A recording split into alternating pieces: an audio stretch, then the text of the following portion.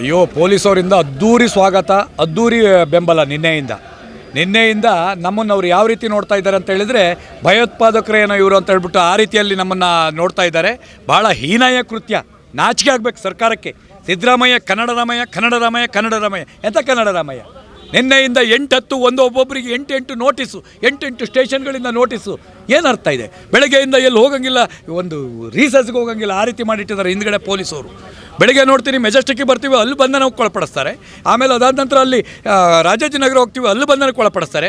ಈಗ ತಗೊಬಂದು ಇಲ್ಲಿ ಕೂಡ ಹಾಕಿದ್ದಾರೆ. ಅಂದರೆ ಬಂದ್ ಯಶಸ್ವಿ ಆಗ್ತಾ ಇದೆ, ಬಂದ್ ಆಗ್ತಾ ಇದೆ ಅಂತ ಗೊತ್ತಾದ ತಕ್ಷಣ ಪೊಲೀಸ್ ಇಲಾಖೆಯನ್ನು ಬಿಟ್ಟು ಗೃಹ ಮಂತ್ರಿಗಳು ಪೊಲೀಸ್ ಇಲಾಖೆಯನ್ನು ಬಿಟ್ಟು ಸಂಪೂರ್ಣವಾಗಿ ಏನು ಕನ್ನಡ ಹೋರಾಟಗಾರರಂತ ಶಾಲ್ ಹಾಕಿದ್ರು ಅವ್ರನ್ನ ಒಬ್ಬರನ್ನು ಕೂಡ ಬಿಟ್ಟಿಲ್ಲ, ಅಲ್ಲಲ್ಲಿ ತಡೆದಿಡಿಯುವಂಥ ಕೆಲಸವನ್ನು ಮಾಡಿದ್ದಾರೆ. ನಮ್ಮ ಹೋರಾಟವನ್ನು ಹತ್ತಿಕ್ಕುವಂಥ ಕೆಲಸ ಮಾಡಿದ್ದಾರೆ.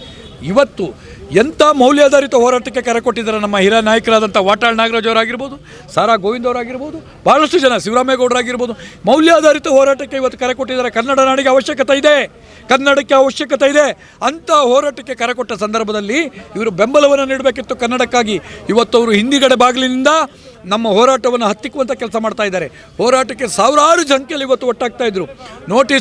ಕೋರ್ಟಿನ ನೋಟಿಸನ್ನು ತೋರಿಸಿ, ಕೋರ್ಟಿನ ಒಂದು ಇದನ್ನು ಭಯ ಬೀಳಿಸಿ, ಕೋರ್ಟಿಗೆ ಹೆದರ್ತಾರೆ, ಬೇರೆ ಪೊಲೀಸಿಗೆ ಹೆದರ್ತಾ ಇದ್ರು, ಕೋರ್ಟಿಗೆ ಹೆದರ್ತಾರೆ ಅನ್ನೋ ಒಂದು ಇದರಲ್ಲಿ ನಮ್ಮನ್ನು ಹತ್ತಿಕ್ಕುವಂಥ ಕೆಲಸ ಮಾಡಿದ್ದಾರೆ.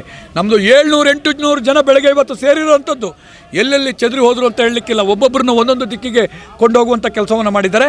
ಇದು ಹಿಡನ್ ಅಜೆಂಡವನ್ನು ಮಾಡ್ತಾ ಇದೆ ಸರ್ಕಾರ. ನಿಜವಾಗೂ ಹೇಳಬೇಕಂದ್ರೆ ಪ್ರಜಾಪ್ರಭುತ್ವವನ್ನು, ಸಂವಿಧಾನವನ್ನು ನಾಶ ಮಾಡುವತ್ತ ನಮ್ಮ ರಾಜ್ಯ ಸರ್ಕಾರ ಮತ್ತು ಕೇಂದ್ರ ಸರ್ಕಾರ ಪಣ ತೊಟ್ಟಿದೆ, ಹೋರಾಟಗಾರರನ್ನು ಹತ್ತಿಕ್ತಾ ಇದೆ.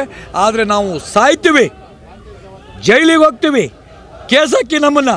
ಆದರೆ ಈ ರೀತಿ ಕೂಡಾಕಿ ಕನ್ನಡಿಗರಿಗೆ ಅವಮಾನ ಮಾಡಬೇಡಿ, ಕರ್ನಾಟಕದ ಸಂಘಟಕರಿಗೆ ಅವಮಾನ ಮಾಡಬೇಡಿ. ನಾವೇನು ಕಲ್ಲುಡಕ್ಕೆ ಬಂದಿದ್ವೇನ್ರಿ? ಗೂಂಡಾಗಿರಿ ಮಾಡೋಕ್ಕೆ ಬಂದಿದ್ವಾ? ಟೈರಿಗೆ ಬೆಂಕಿ ಹಚ್ಚಕ್ಕೆ ಬಂದಿದ್ವಾ? ನಾವು ನ್ಯಾಯಯುತವಾಗಿ ಹೋರಾಟವನ್ನು ಮಾಡ್ತಾ ಇದ್ದೀವಿ, ನಮ್ಮ ಹಕ್ಕನ್ನು ಕೇಳ್ತಾ ಇದ್ದೀವಿ. ಚಾಲಕರ ಹೋರಾಟ ಇದು, ಚಾಲಕರ ಬಂದಿದು, ಕನ್ನಡಿಗರ ಹೋರಾಟ, ಕನ್ನಡಿಗರು ಬಂದು ಅಂತ ಬಂದಿನ ತಡೆಗಟ್ಟಿ ನೀವು ಈ ಕನ್ನಡಕ್ಕೆ ಅವಮಾನ ಮಾಡ್ತಾ ಇದ್ದೀರಾ. ನೀವು ಅಧಿಕಾರಕ್ಕೆ ಬರುವಾಗ ಏನು ಹೇಳ್ತೀರಿ? ಅಧಿಕಾರಕ್ಕೆ ಬರುವಾಗ ನೀವು ಹೇಳ್ತೀರಿ, ನಾವು ಖಂಡಿತವಾಗಿಯೂ ಕನ್ನಡ ಪರ, ನಾನು ಆ ರಾಮಯ್ಯ, ನಾನು ಈ ರಾಮಯ್ಯ, ನಾನು ಈ ಕೇಸಿ, ನಾನು ಆ ಕಾಸಿ ಅಂತ ಹೇಳ್ತೀರಿ. ಆಮೇಲೆ ನಿಮಗೆ ನಾಚಿಕೆ ಆಗಬೇಕು. ಆ್ಯಕ್ಚುಲಿ ನಿಮ್ಮನ್ನು ಬಂಧನಕ್ಕೆ ಒಳಪಡಿಸ್ಬೇಕು. ಯಾಕೆಂದರೆ ಹನಿ ಟ್ರ್ಯಾಪ್ ಅಂತೆ ಸದನದ ಮರ್ಯಾದೆಯನ್ನು ಸಂಪೂರ್ಣ ಹಾಳು ಮಾಡಿದಿರಿ. ಹನಿ ಟ್ರ್ಯಾಪ್ ಮಾಡಿಸ್ಕೊಂಡವರು ಅಲ್ಲೇ ಇದ್ದಾರೆ, ಹನಿ ಟ್ರ್ಯಾಪ್ ಮಾಡಿದವರು ಅಲ್ಲೇ ಇದ್ದಾರೆ. ಅವ್ರನ್ನ ಬಂಧನ ಮಾಡೋದು ಬಿಟ್ಕೊಂಡು ಕಾರ್ಮಿಕರನ್ನ ಬಂಧನ ಮಾಡ್ತೀರಲ್ರಿ, ಹೋರಾಟಗಾರರನ್ನ ಬಂಧನ ಮಾಡ್ತೀರಲ್ರಿ, ನೀವು ನ್ಯಾಯ ಕೇಳಕ್ಕೆ ಬಂದವ್ರನ್ನ, ಚಾಲಕರನ್ನ ಬಂಧನ ಮಾಡ್ತೀರಲ್ರಿ. ನಾಚಿಕೆ ಆಗಬೇಕು ನಿಮ್ಮ ಸರ್ಕಾರಕ್ಕೆ. ಕನ್ನಡಿಗರು ಯಾವ ರೀತಿ ಬೆಂಬಲ ಕೊಡ್ತಾ ಇದ್ದಾರೆ? ಕನ್ನಡಿಗರು ಬೆಂಬಲ ಕೊಡೋಕ್ಕೆ ಭಯ ಬೀಳ್ತಾ ಇದ್ದಾರೆ ರೀ. ರೇಟ್ ಮೇಲೆ ರೇಟು. ಎಣ್ಣೆ ಹೊಡೆಯೋಕೆ ಹೋಗೋಣ ಅಂದ್ರೆ ಅದಕ್ಕೂ ರೇಟು, ರೀಸರ್ಚ್ ಮಾಡೋಕ್ಕೆ ಹೋಗೋಣ ಅಂದ್ರೆ ಅದಕ್ಕೂ ರೇಟು, ಇನ್ನೊಂದಕ್ಕೆ ಹೋಗೋಣ ಅಂದ್ರೆ ಅದಕ್ಕೂ ರೇಟು, ಈಗ ತಿನ್ನಕ್ಕೆ ಹೋಗೋಣ ಅಂದ್ರೆ ಅದಕ್ಕೂ ರೇಟು. ಈ ರೇಟಿನ ಬಿಸಿಲೇ ಅವ್ರು ಕಾದು ಕಬ್ಬಣ ಆಗಿದ್ದಾರೆ. ಅಂಥ ಸಮಯದಲ್ಲಿ ಈ ಬಂಧನಕ್ಕೆ ಒಳಪಡಿಸಿ ಹೋದರೆ ಬೇಲಾರು ಸಿಗುತ್ತೇನ್ರಿ?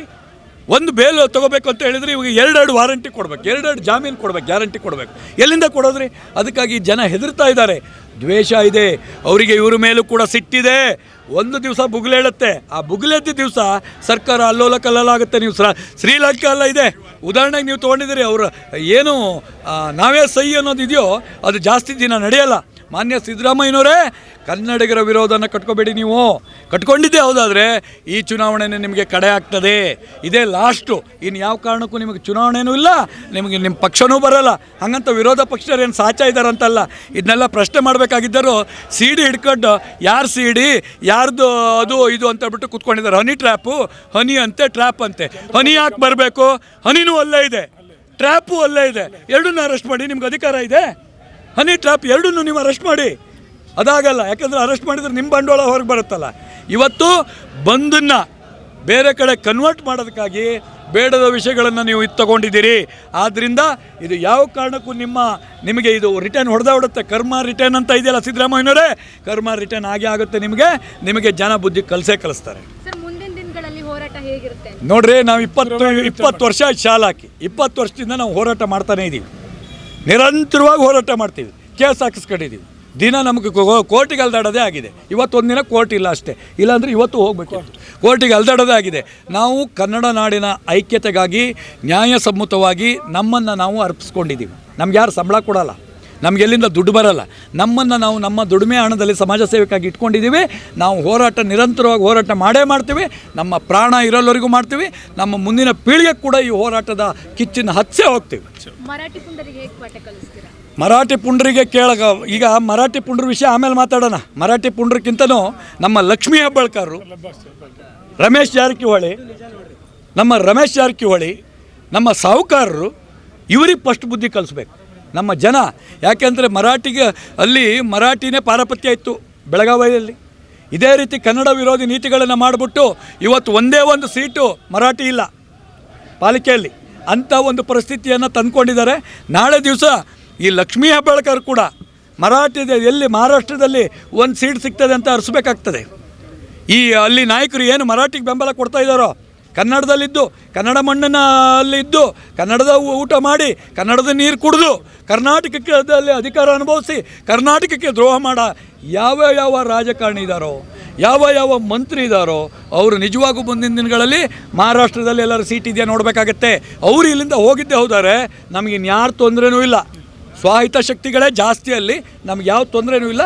ಅವರು ಇಲ್ಲಿಂದ ತೊಲಗಲಿ ಅಂತೇಳಿ ನಾವು ಪ್ರಾರ್ಥನೆ ಮಾಡಬೇಕಾಗತ್ತೆ.